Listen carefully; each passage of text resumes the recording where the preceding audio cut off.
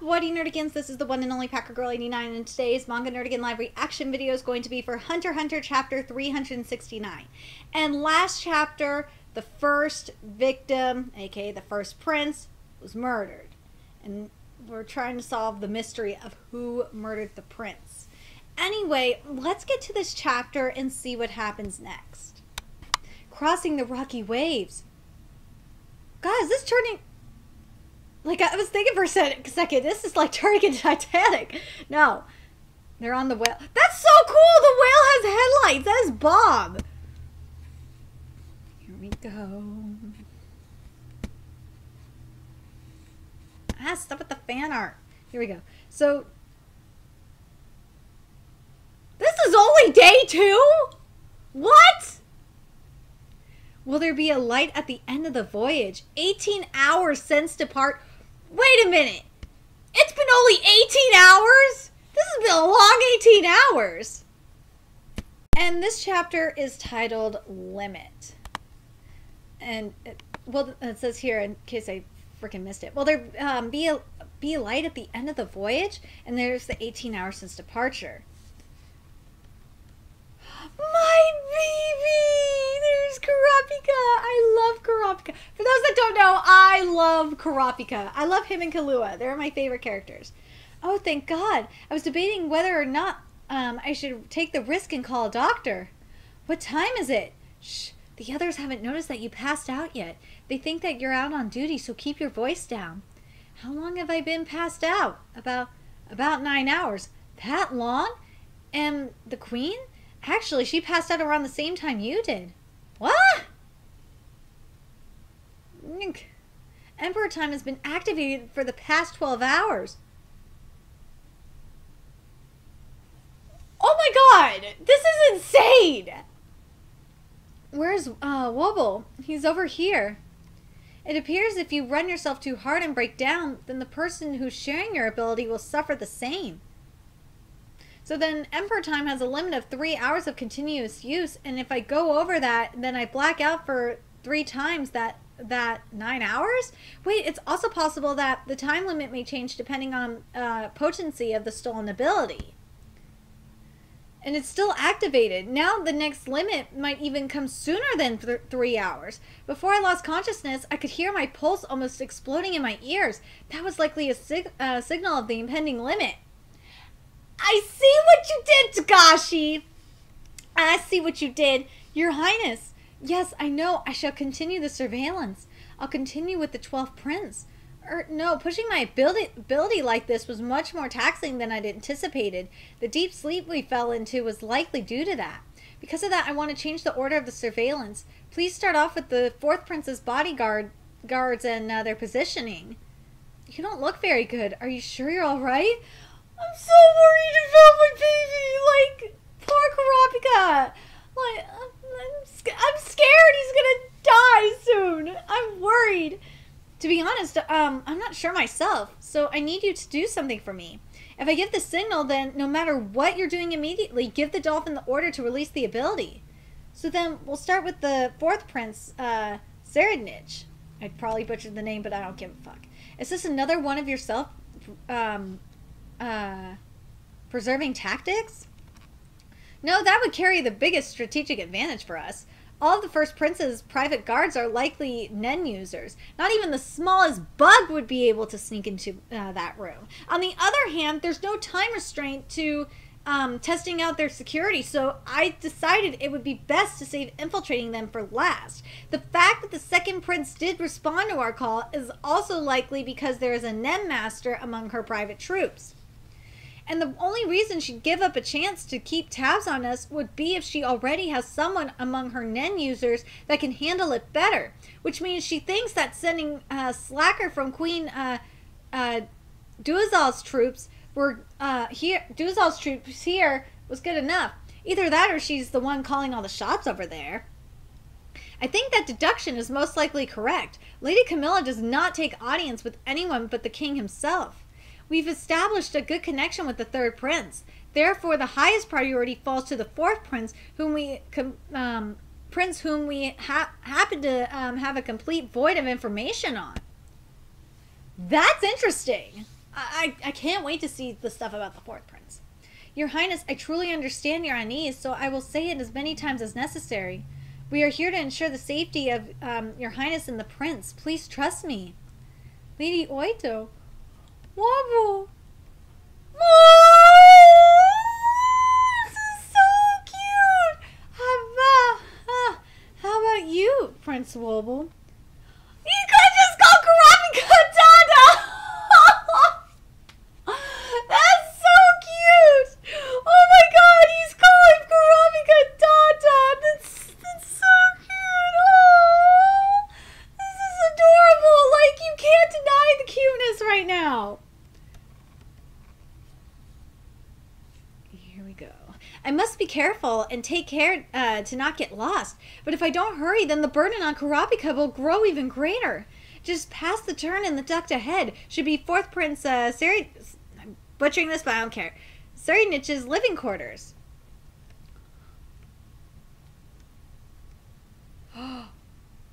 What the fuck? Yeah! Queen Oito, what's happened? It's alright, she was just having a nightmare. Please return to your stations. Your Highness, what happened? A woman's face suddenly appeared in the ventilation shaft. I think she must have eaten the bug. Oh, that's gross! Little Eye has been forcefully aborted. The dolphin by my set says that it was forcefully aborted. Very well, please give the dolphin the release order. Yes. Altogether, it ended up nearly 9 hours. There are security measures set up in the ventilation ducts to ensure that no one can pass through them. It must be the Nenbis protecting the prince. That's 9 hours wasted without any results. I guess even with the... Oh! No! No! Kurapika, don't fall. I guess even with a restriction like this, that doesn't mean the physical burden on my body is going to be any less. If I don't use this ability with the utmost caution, even the smallest mistake could cost me my life. A poisonous double-edged sword. I'm sorry for getting so worked up among all the chaos and confusion that happened. Not at all. I'm the one that should be sorry. I'm grateful that you accommodated such a sudden overbearing request from me. Do you think you can teach me Nen as well? You did say that knowing it drastically raises your chance of survival, right? Indeed, just being able to see what you usually would not be able to could completely change your odds. I want to do as much as I possibly can for Wobble. Forgive me. You can't? But why? Is it because it will do more harm than good? No, that's not what I meant. I meant forgive me for asking for your approval after the fact. Huh? Since my ability is essentially forced, it carries a side effect with it. It forces awake latent abilities in non-Nen users. That means, yes, Your Highness, you are already capable of using Nen? That is so cool! Oh my God! What if to heal Gon, Kurapika uses this? Oh my God! Because remember, Gon can no longer use Nen. But this might work on him. Oh my God! Day 2, 9 a.m. So we got the 13th Prince, Mariam's bodyguard, Verlentine, who's a pro hunter, and 13 Prince's, Prince Mariam's bodyguard, I thought this said Bargain for a second. I was like, what the fuck, Tagashi? No, it's Bardgen, Queen Savanchi's royal guard. Listen in on everything. He says, down to the nitty-gritty. Find out if he's teaching Nen correctly and report back to me. Nitty-gritty?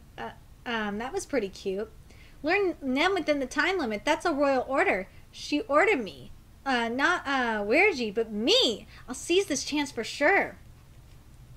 11th Prince Fugetsu's maid, Iraludia, civilian. 11th Prince Fugetsu's maid, Redolas, civilian. Why are we here instead of bodyguards? That's a good question. Then you got the 10th Prince, Kacho's maid, is her name? Oh my God, Takashi! I want to say lovely, but it's Lavili. It took me a second. I was like, wait a minute. That would be weird. 10th Prince Kacho's maid, Yuri, civilian, will get away from that room for a few hours. Kacho must be a total ass. What are these? I'm not sure myself. I think it probably has to do with that Nembeast thing that Prince Wobble's bodyguard broadcast about. Go and try to find out what this thing is. You have permission to divulge any information we have. I think this was probably done by our Princess Nembeast. And that's 9th Prince Hulkenberg. Oh my god, his name is Hulkenberg. That's just weird. Bodyguard Séjour, Hulkenberg's private army. Me too. This must be the mark of resolve that the prince was talking about. 9th Prince Hulkenberg's bodyguard. Wait. Yuhirai, there we go. Hulkenberg's private army. If I'm butchering pronunciations, just deal with it. Although I'm sure the prince is glad to be rid of me, this is a mission of the utmost importance. I cannot leave it for anyone else to do. And that's 8th Prince... Oh my god, his name is Taro Taro. Oh my god, that shit is weird. Bodyguard, Mukia Jo, or Mukia Jo, yeah, I think it's Mukia Jo's, Mukia Jo, Queen, oh my god. The Queen's name's Sueko. Why? Captain of the Royal Guard. Yeah, if I didn't say it, this is a mission of the utmost importance. I cannot leave it for anyone else to do. And then we have the 7th Prince,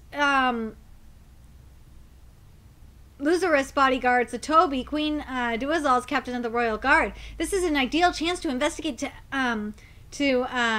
wait, there's a typo. To investigate the actions of the other bodyguards and even open negotiations. But I still can't shake the feeling that we're all dancing in the palm of one lone bodyguard's hand. He is truly dangerous. Damn straight he is. I want his brains. I must have him as our ally, even if it means bringing the prince along with him. Use these 2 weeks to persuade him stealthily. And this is...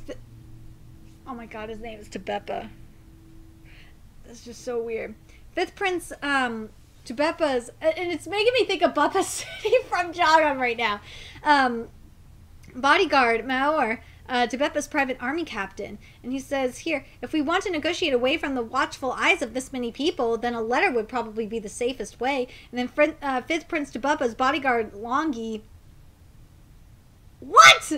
His name is Longi? That's weird. Tebepa's private army. Yes, after all, if we tried to communicate in codes and gestures, there would be a high risk of our messages getting intercepted.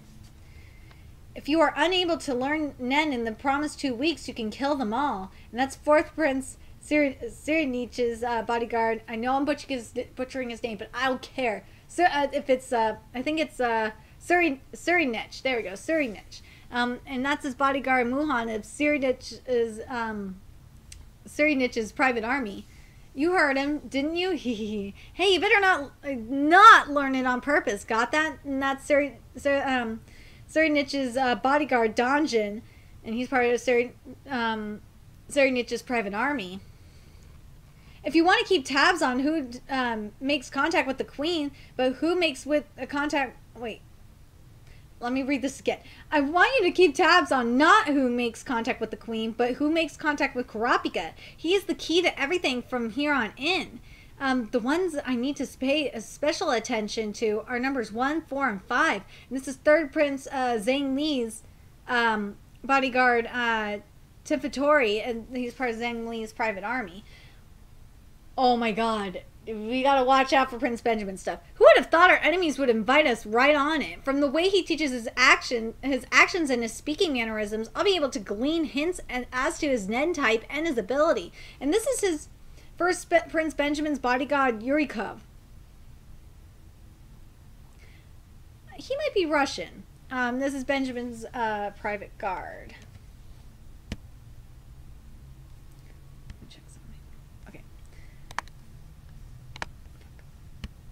More so, why are you doing this to me right now?